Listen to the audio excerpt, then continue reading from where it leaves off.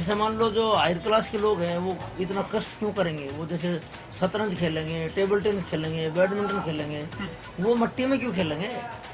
वो इसमें इतनी प्रैक्टिस हार्ड होती है कि वो फिर उठ करके पढ़ाई का नाम नहीं ले सकता।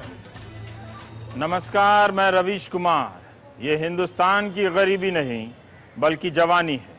एक ऐसी जवानी जो देखने में मुल्क की सेहत से बेहतर लगती है मगर है नहीं। इनकी गरीबी और जुनून को समझे बिना कॉमनवेल्थ गेम्स के लिए खर्च हुए हजारों करोड़ों रुपए की फिजूल खर्ची समझ नहीं आएगी।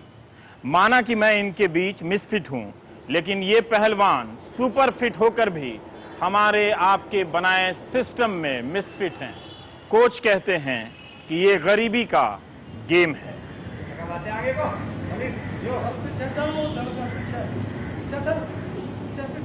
जिन गरीबों से दुनिया गेम करती है उन गरीबों का गेम भी आज देख लेते हैं।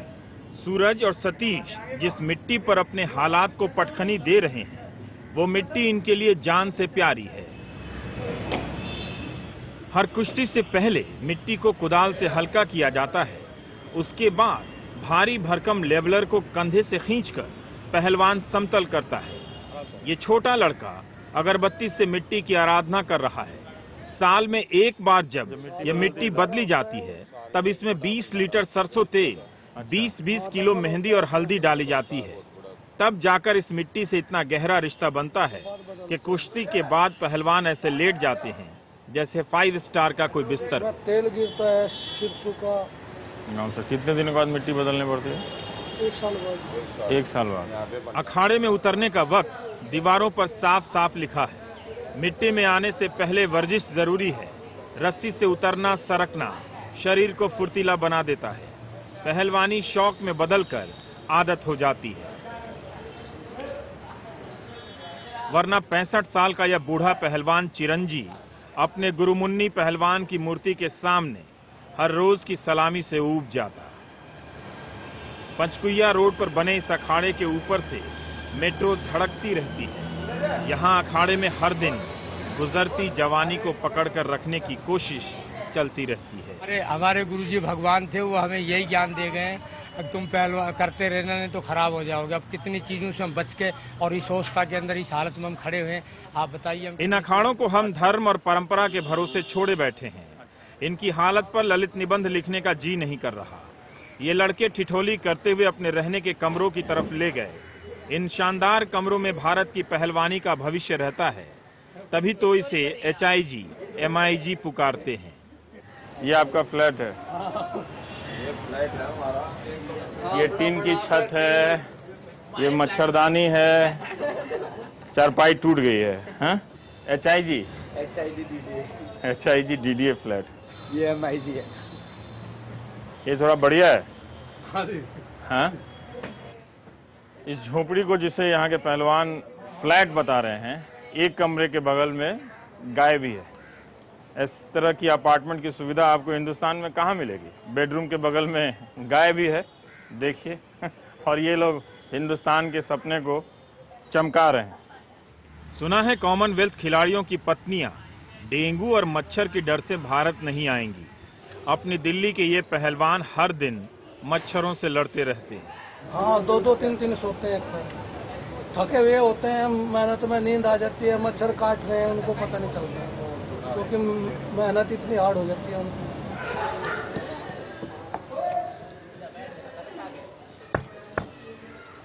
कुश्ती के बाद टाइम होता है बादाम, काली मिर्च और सौंफ घोटने का।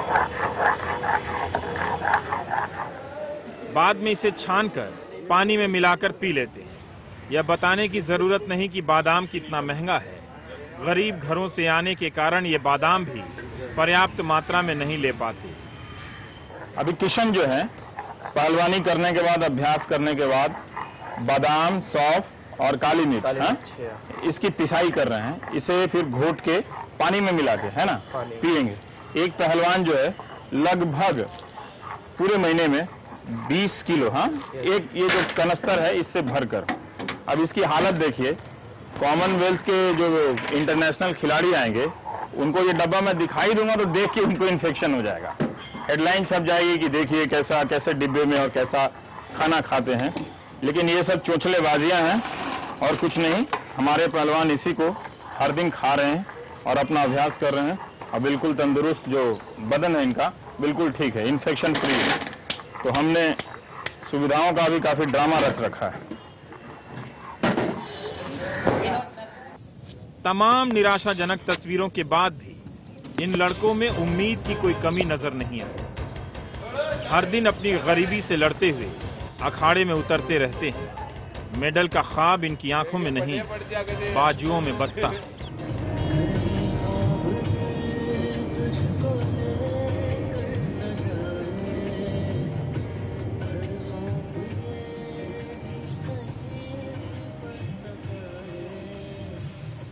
हम आ गए हैं रोशन आरा रोड, गुरु हनुमान का अखाड़ा।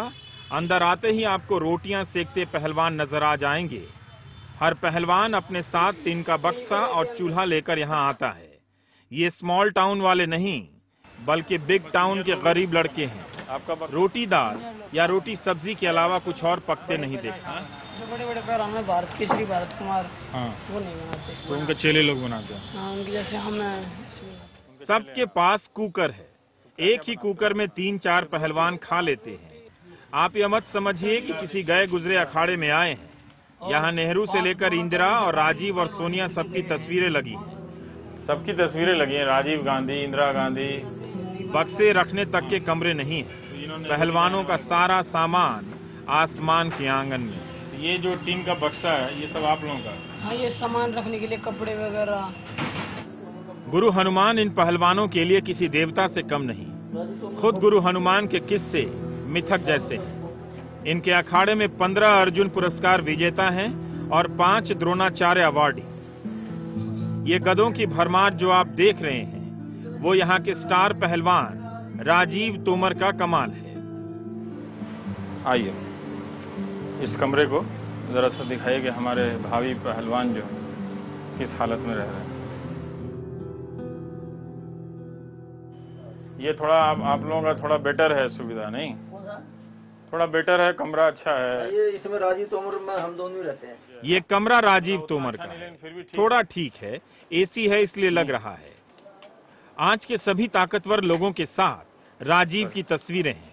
इस वक्त राजीव तोमर कॉमनवेल्थ गेम्स के लिए प्रैक्टिस करने कैंप में हैं। राजीव के रूम पार्टनर और कोच महासिंह राव कमरे की दुखबयानी से सहमत नहीं है। कमरे पहलवानी नहीं करते हैं। पहलवानी तो दिमाग से, लगन से और अपने उद्देश्य से की जाती है।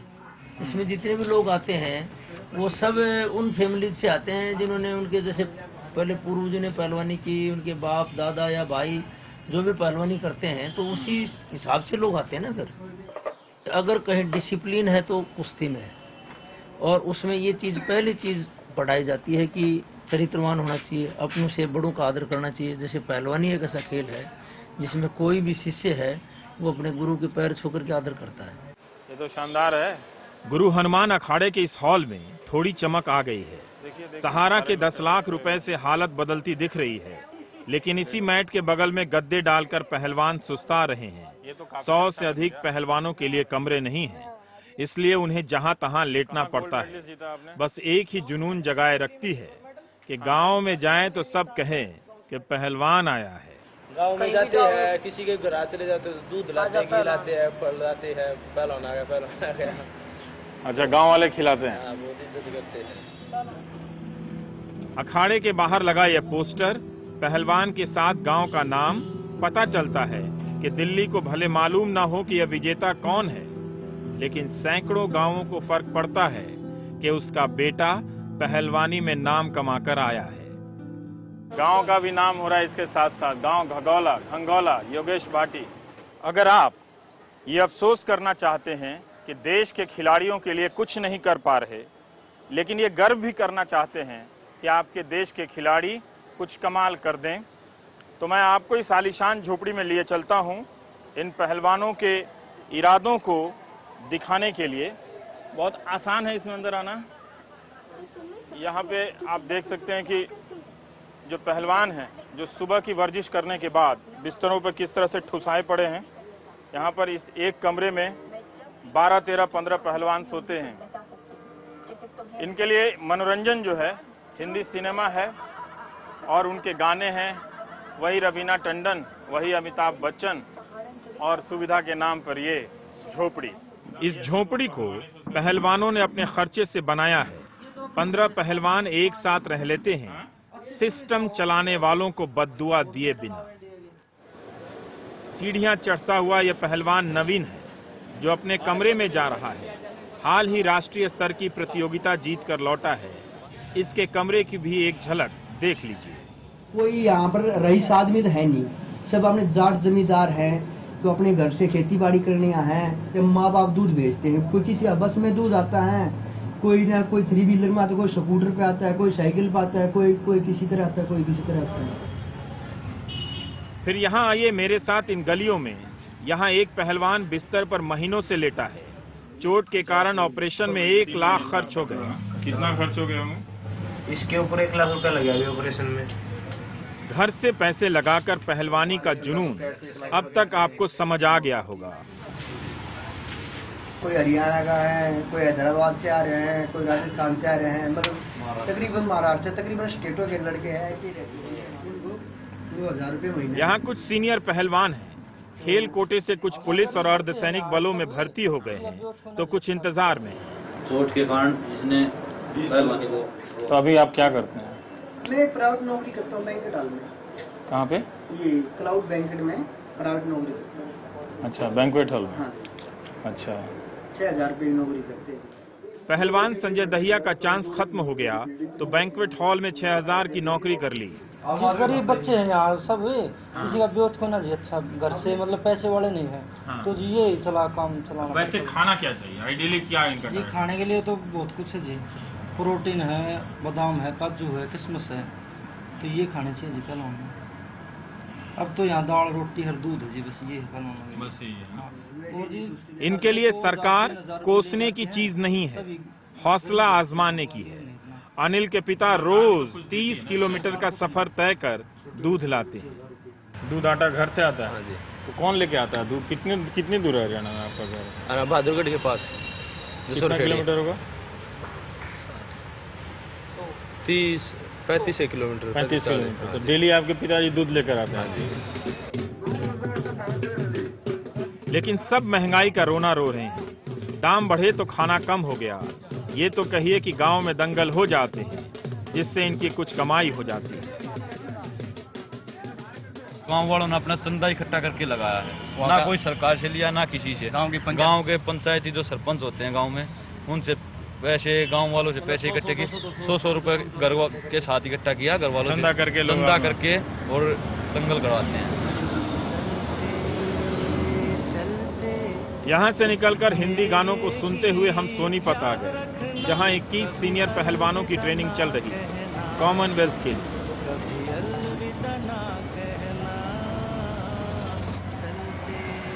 हाईवे पार कर आसपास के लड़कों को दैनिक प्रैक्टिस के लिए आते देखा तो लगा कि सिस्टम कहीं तो काम कर रहा है। यही देखने आया था, सिस्टम ने मेरे लिए दरवाजा बंद कर दिया।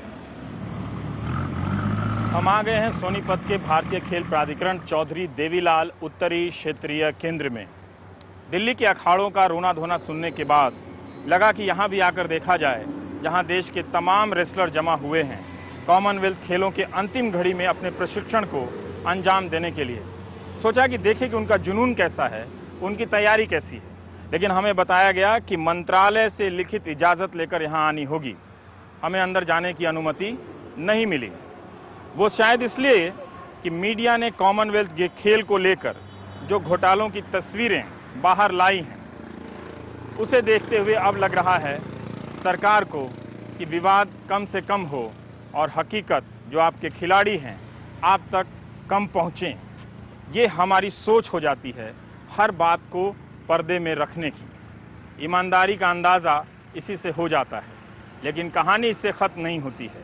ब्रेक के बाद हम आपको ज़रूर मिलवाएंगे एक ऐसे लड़के से जिसका बाप भीख मांगता है और वो अपनी मजबूरी पर सरकार और प्राधिकरणों की तरह पर्दा नहीं डालना चाहता। देखिएगा उसकी कहानी ब्रेक के बाद। कई दफा आप जैसे हमारे पास आए, उनको बोला टीवी के ऊपर बहुत, पर जो पेट भरा है उसको ही मिलता है ज्यादा। जो भूखा है यहाँ भूखे को नहीं मिलता है।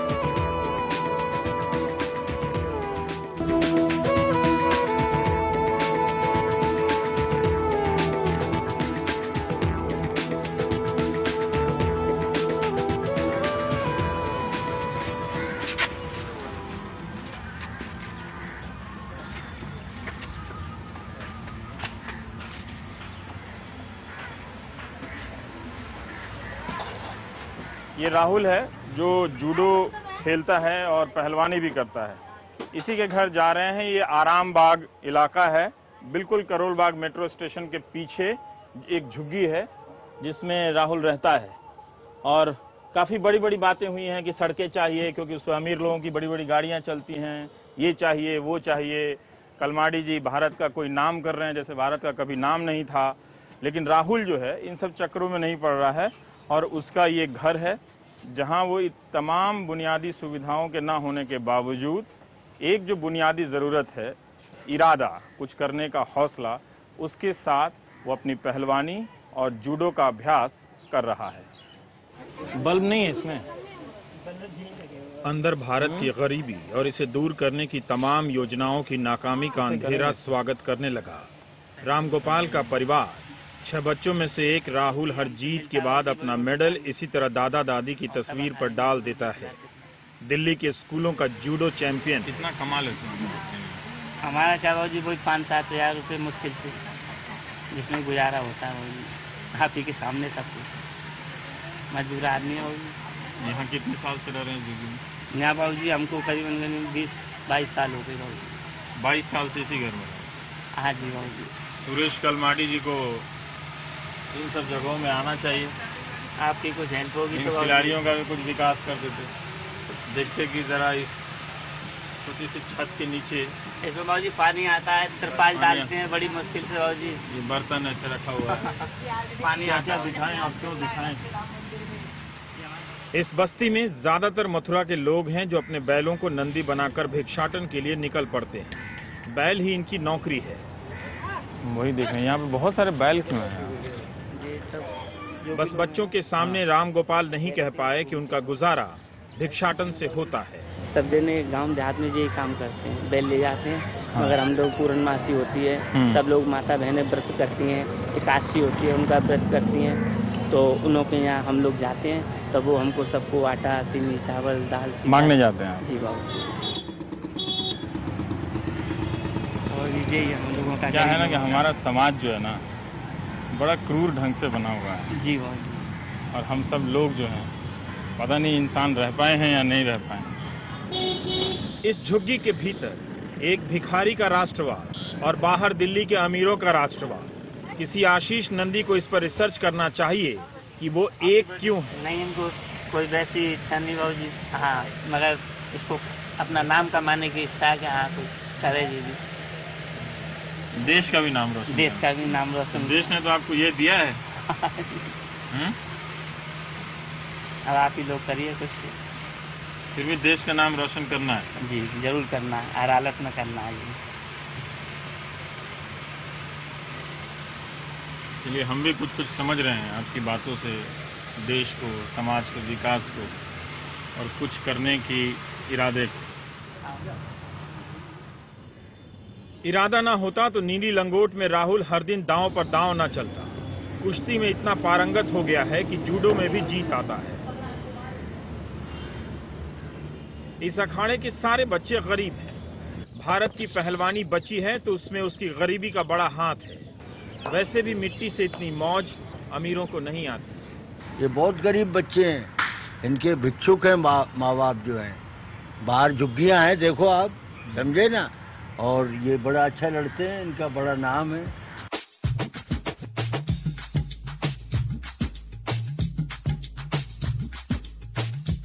अपनी बाजुओं की ताकत से गरीबी की बाह मरोड़ते ये नन्हे पहलवान, कई लोगों को ये बच्चे क्यूट भी लग सकते हैं। राहुल हाल ही में छत्तीसगढ़ में हुए स्कूली बच्चों की राष्ट्रीय जूडो प्रतियोगिता में कांस्य पदक जीत कर आया है। भले ही दिल्ली के लिए अनजान हो, लेकिन अपने दोस्तों में किसी हीरो से कम नहीं। कॉमनवेल्थ में अगर भारत को सबसे अधिक पदक कुश्ती में मिले तो इन गलियों में आ जाइएगा, शायद कोई सपना इन तारों पर सूखता मिल जाए।